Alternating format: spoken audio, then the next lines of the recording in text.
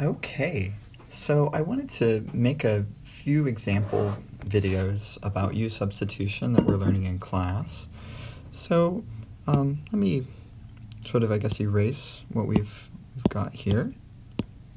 So suppose we had a problem like this where we wanted to find the integral or the antiderivative of this complicated fraction.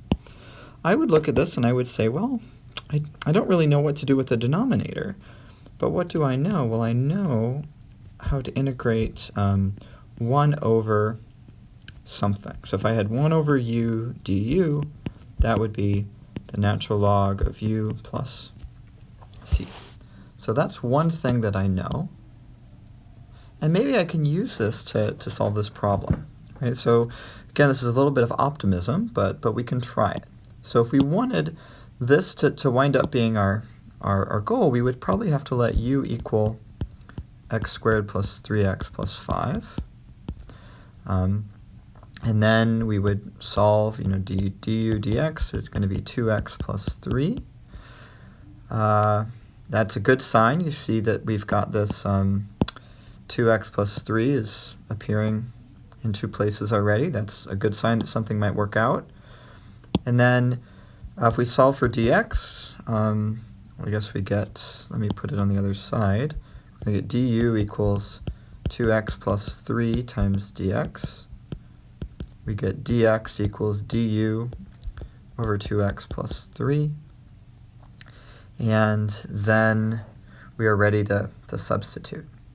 And so if we take our integral, put it down here maybe, okay, then what we can do is we can say, well, this is going to be equal to the integral of 2x plus 3 over u times dx. This is going to be my dx term. And what did we see that was? It was du over 2x plus 3. And wonderfully, these things cancel out. So we're left with the integral of 1 over u du, which is natural log of u plus c. And then, of course, we're ready to substitute in our expression for u. Remember, our formula for u came from up there. So, and I guess I need to add my c at the end. So this is a sort of a common way that we would set up a problem. So we found a choice of u, we worked out what dx was in terms of u, and in the end we were able to simplify everything. So let's take a look at another problem, one that involves a little bit more steps. Let me clear this. So suppose we had the integral of x times the square root of x minus 4.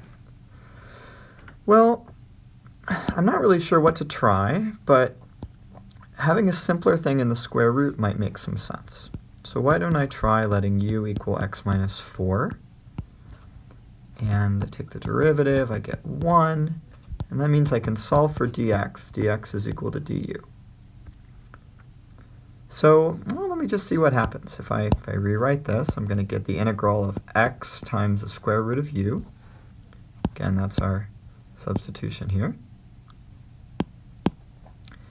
And then I'm going to write dx. And then I remember, I've got this relationship that du equals dx, so I can substitute that in. And now we have what I called in class a red flag, because we have sort of one part of our function that involves x, but other parts of our expression that involve u. So we don't really know how to proceed here. So we've got two variables floating around. And so some ways, if you go on to take Calculus 2, you'll encounter more and more problems like this. But for us, our one thing we can notice is we can say, man, we're so close. If only I could just get rid of this x. If I could get everything in terms of u, then I would be done. And what I can notice is that I have a formula relating u and x. So I could solve for x. I could say x equals u plus 4. And if I did that and I plugged that in over here, I would get u plus 4 times the square root of u du. And now that red flag has gone away.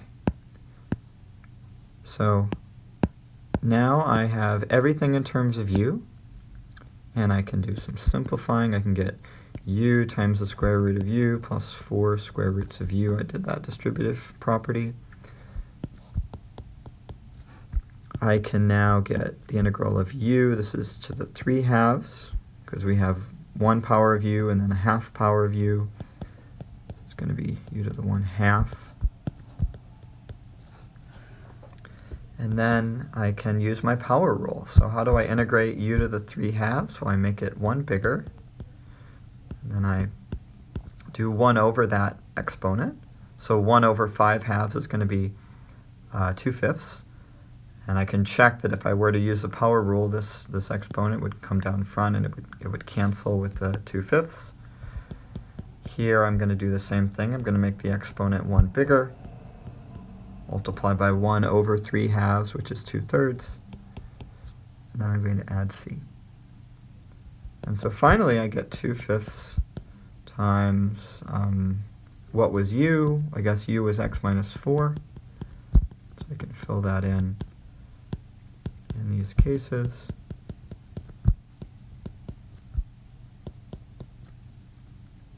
And that is our answer. So thank you for watching. Leave comments, send emails, and let me know. And I will see you soon. Thanks.